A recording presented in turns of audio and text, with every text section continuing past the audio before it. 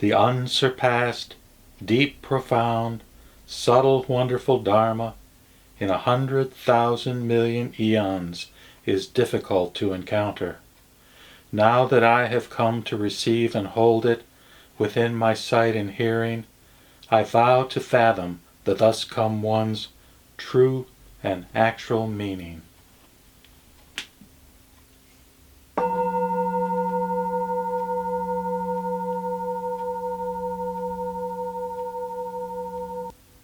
The Sutra of the Lotus Flower of the Wonderful Law. Chapter 2, Tactfulness. At that time, the world-honored one, rising quietly and clearly from contemplation, addressed Sariputra. The wisdom of Buddhas is very profound and infinite. Their wisdom school is difficult to understand and difficult to enter.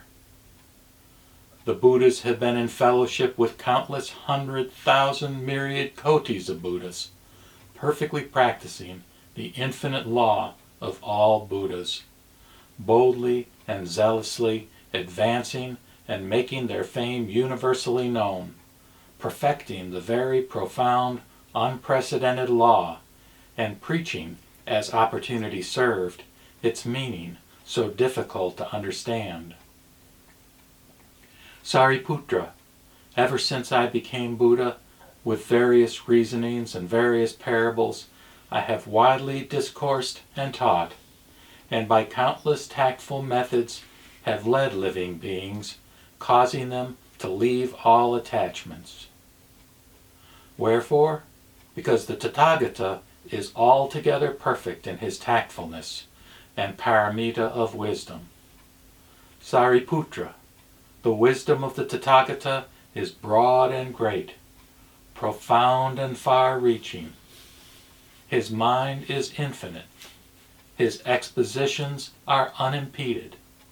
His powers, his fearlessness, his meditations, his emancipations, his contemplations have enabled him to enter into the boundless realms and to accomplish all the unprecedented law.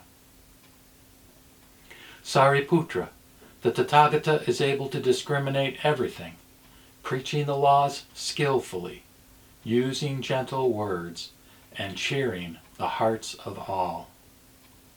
Sariputra, essentially speaking, the Buddha has altogether fulfilled the infinite, boundless, unprecedented law. Enough, Sariputra, there is no need to say more. Wherefore? Because the law which the Buddha has perfected is the chief unprecedented law, and difficult to understand. Only a Buddha, together with a Buddha, can fathom the reality of all existence. That is to say, all existence has such a form, such a nature, such an embodiment, such a potency, such a function, such a primary cause, such a secondary cause, such an effect, such a recompense, and such a complete fundamental whole. At that time, the world-honored one, desiring to proclaim this teaching over again, spoke thus in verse. Immeasurable are the world's heroes, embracing gods and men in the world. Among all the living creatures, none can know the Buddhas. The Buddha's powers and fearlessness, emancipations and contemplations, and the Buddha's other laws, no one is able to measure. Of yore, I followed countless Buddhas, and perfectly trod the right ways of the profound and wonderful law. During infinite kotis of kalpas, after pursuing all those ways, having obtained the perfect fruit on the wisdom throne, I was able to perfectly understand such great effects as these, the meaning of every nature and form. I and other Buddhas in the universe alone can understand these things. This law is unexpressible. It is beyond the realm of terms. Among all the other living beings, none can apprehend it except the bodhisattvas who are firm in the power of faith. Again I say to Sariputra, the faultless and inscrutable, profound and mysterious law I now have wholly attained. Only I know these truths, as also do the Buddhas of the universe. Know, Sariputra, the words of Buddhas do not differ. In the laws preached by the Buddha, you should beget great strength of faith. After the Buddha's preparatory teaching, he must now proclaim the perfect truth. The Buddha employs tactful powers. All beings have various attachments. He leads them to obtain escape. Then Sariputra said to the Buddha, World-honored one, please explain it. Please explain it. In this present assembly there are, equal with me, hundreds of thousands of myriads of kotis who, in former lives, have followed the Buddha and been transformed by him. Such men and women as these can certainly believe respectfully, and throughout the night will peacefully rest, and in various ways be abundantly benefited. Then Sariputra, desiring to announce this meaning over again, spoke thus in verse. Most high and honored of the living, be pleased to explain the paramount law. In this assembly countless beings are able respectfully to believe this law. The Buddha already, in his former lives, has taught such living beings. All with one mind, folding their hands, desire to hear the Buddha's words. Be pleased, for the sake of these beings, to condescend to explain it discriminatively. At that time, the world-honored one addressed Sariputra. Since you have already thrice earnestly repeated your request, how can I refuse to speak? Do you now listen attentively to, ponder, and remember it. I will discriminate and explain it for you. The Buddha addressed Sariputra. Such a wonderful law as this is only preached by the Buddha Tathagatas on rare occasions, such as the Undambara flower is seen but once in long periods. Sariputra, believe me, all of you, in the Buddha's teaching no word is false. Sariputra, the meaning of the laws which the Buddhas expound as opportunity serves is difficult to understand. Wherefore? Because I expound the laws by numberless tactful ways and with various reasonings and parabolic expressions. These laws cannot be understood by powers of thought or discrimination. Wherefore? Because the Buddhas, the world-honored ones, only on account of the one very great cause appear in the world. Sariputra, why do I say that the Buddhas, the world-honored ones, only on account of the one very great cause appear in the world? Because the Buddhas, the world-honored ones, desire to cause all living beings to open their eyes to the Buddha knowledge so that they may gain the pure mind. Therefore, they appear in the world. Because they desire to show all living beings the Buddha knowledge, they appear in the world. Because they desire to cause all living beings to apprehend the Buddha knowledge, they appear in the world. Because they desire to cause all living beings to enter the way of the Buddha knowledge, they appear in the world. Sariputra, this is why it is only on account of the one very great cause that Buddhas appear in the world. The Buddha addressed Sariputra. The Buddha Tathagatas teach only bodhisattvas. Whatever they do is always for one purpose, that is, to take the Buddha knowledge and reveal it to all living beings. Sariputra, the Tathagata, by means of the one Buddha vehicle, preaches to all living beings the law. There is no other vehicle, neither a second nor a third. The laws of all the Buddhas in the universe are also like this, Sariputra. The Buddhas in times past, by infinite, numberless, tactful ways, and with various reasonings and parabolic expressions, expounded the law for the sake of all living beings.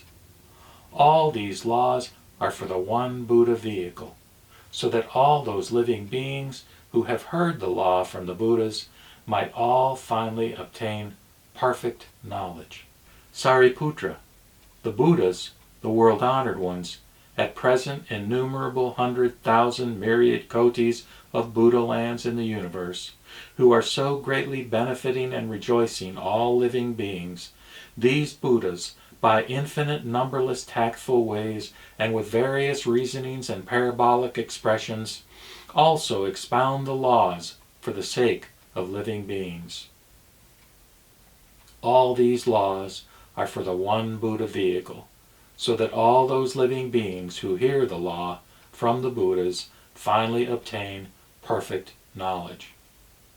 Sariputra, all these Buddhas teach only bodhisattvas, desiring to show all living beings the Buddha knowledge, desiring to cause all living beings to apprehend the Buddha knowledge, and desiring to cause all living beings to enter the way of the Buddha knowledge. Sariputra, I, at the present time, am also like them. Knowing that all living beings have many kinds of desires deeply attached in their minds, I have, according to their capacity, expounded the laws by various reasonings, parabolic expressions, and tactful powers. Sariputra, such teachings are all in order to secure perfect knowledge of the one Buddha vehicle. Sariputra, in the whole universe there are not even two vehicles, how much less a third. You should, with all your heart, believe and discern, receive and keep the word of the Buddha. No word of the Buddha Tathagatas is false. There is no other vehicle but only the one Buddha vehicle. At that time, the world-honored one, desiring to proclaim this teaching over again, spoke thus in verse. Listen carefully to the laws obtained by the Buddhas, which, by infinite tactful powers, they expound for all creatures. What they all entertain in their minds, all the ways they practice, how many kinds are their desires, and their former karmas, good and evil, the Buddha knows all these perfectly. With various reasonings and parables, terms and tactful powers, he causes them all to rejoice. There are sons and daughters of the Buddha whose minds are pure, who are gentle and clever-natured, and who, in innumerable Buddha regions, have walked the profound and mystic way. On behalf of these sons and daughters of the Buddha, I preach this great vehicle sutra, and I predict that such men and women as these, in the world to come, will accomplish the Buddha way. Through their deep-hearted mindfulness of the Buddha and observance of the pure commandments, these, hearing that they may become Buddhas, are filled throughout with great joy. The Buddha knows their mind and conduct, and therefore preaches to them the great vehicle. In the Buddha lands of the universe, there is only the one vehicle law. Neither a second nor a third, except by the tactful teaching of the Buddha. But by provisional expressions, he has led all living creatures, revealing the Buddha wisdom. In the appearing of Buddhas in the world, only this one is the real fact. The Buddha himself abides in the great vehicle, in accordance with the law he has attained, enriched with powers of meditation and wisdom, and by it he saves all creatures. I, proving the supreme way, the great vehicle, the universal law, if I convert by a smaller vehicle even but one human being, I shall fall into grudging, a thing that cannot be.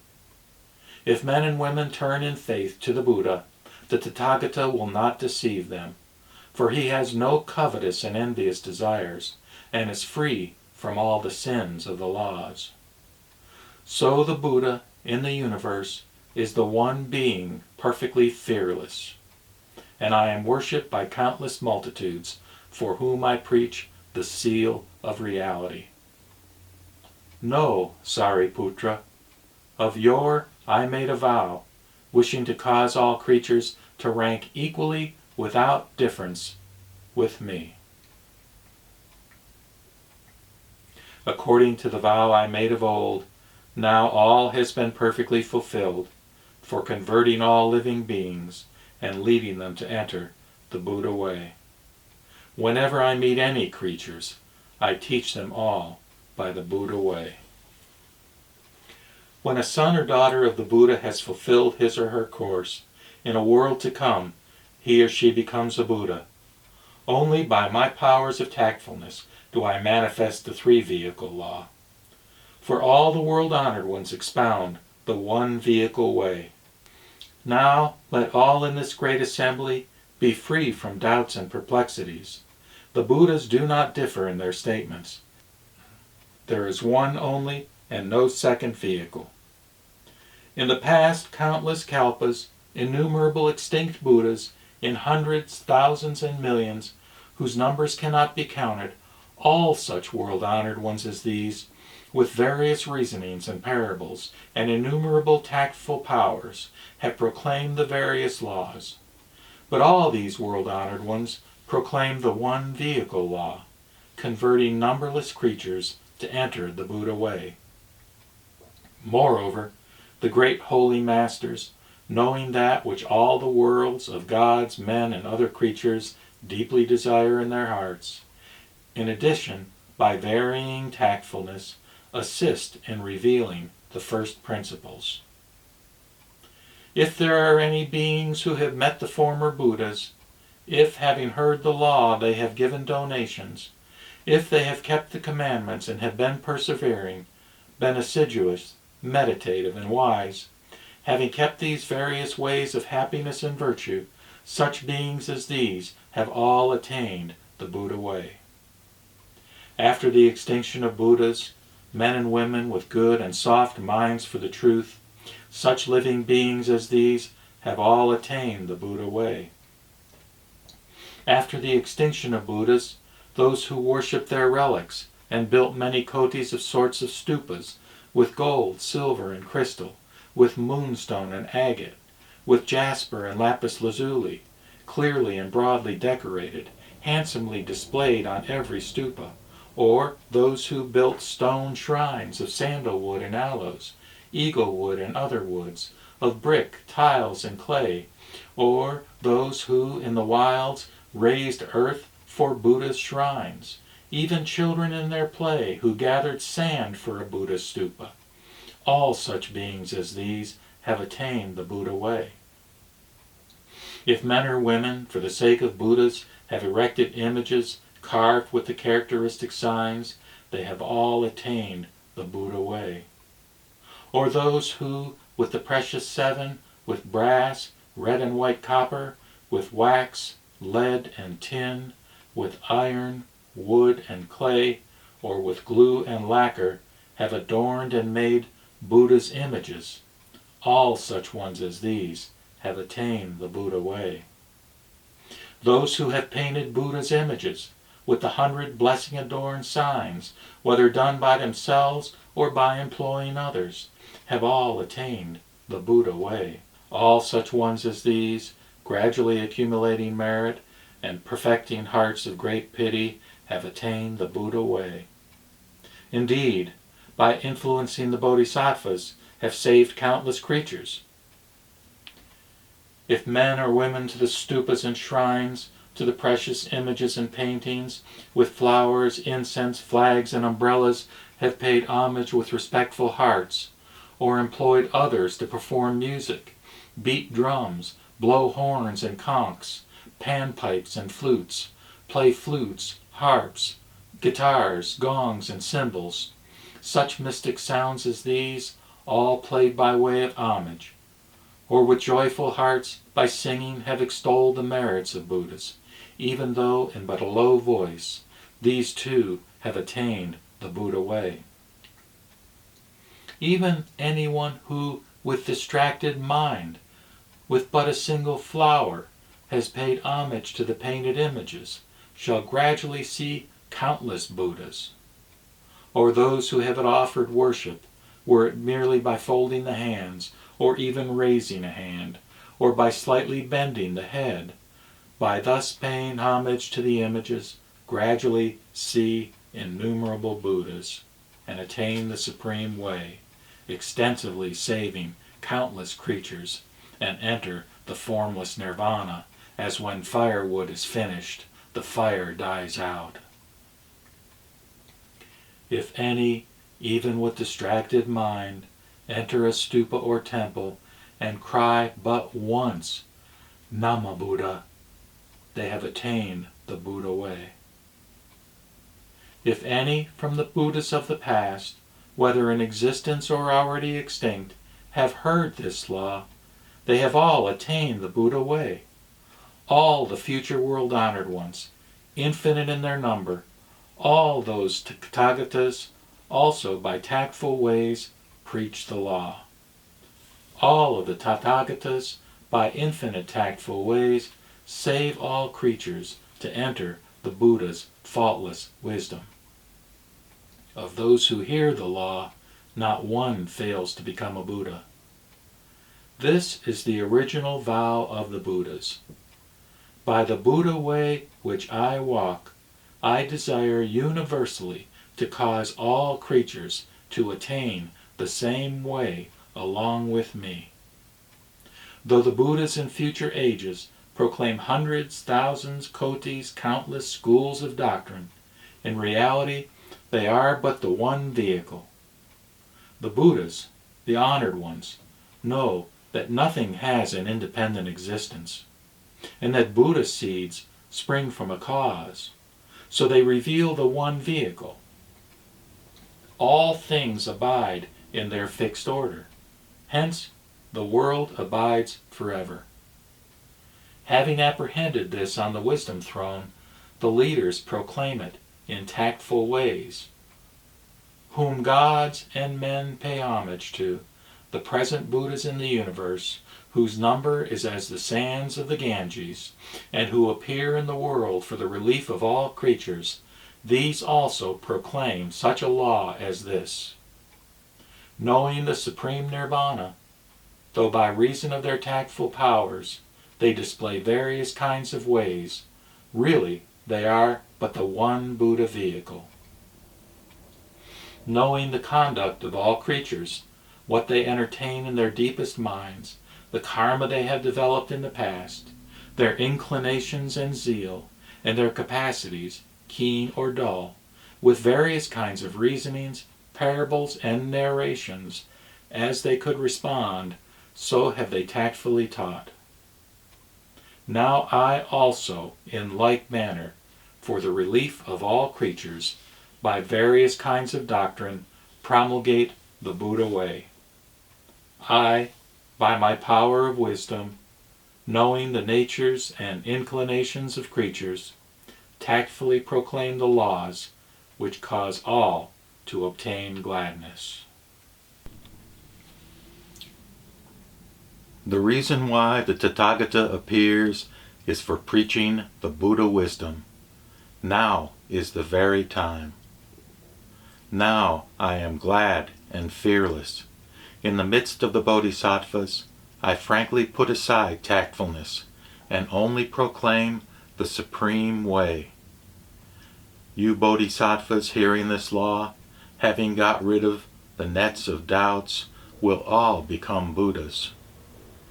In the same fashion that the Buddhas, past, present, and future, preach the law, so also will I now proclaim the undivided law.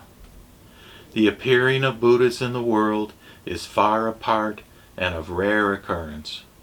And when they do appear in the world, with equal rareness do they proclaim this law. Even in infinite countless kalpas, rarely may this law be heard. And those who are able to listen to this law, men and women such as these also, are rare.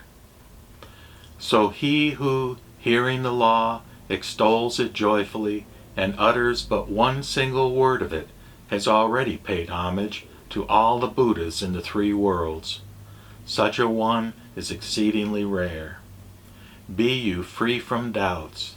I am the king of the law, and declare to all the assembly, I, only by the one vehicle way, teach the Bodhisattvas, that this wonderful law is the mystery of all the Buddhas.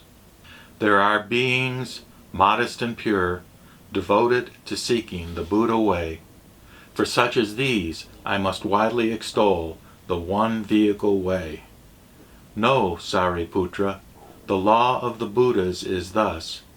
By myriads of kotis of tactful ways, they proclaim the law as opportunity serves. The law of the Buddhas is thus. By myriads of kotis of tactful ways, they proclaim the law as opportunity serves. But you already know the expedient tactful ways of the Buddhas, the leaders of the world. Have no further doubts. Rejoice greatly in your hearts, knowing that you will become Buddhas.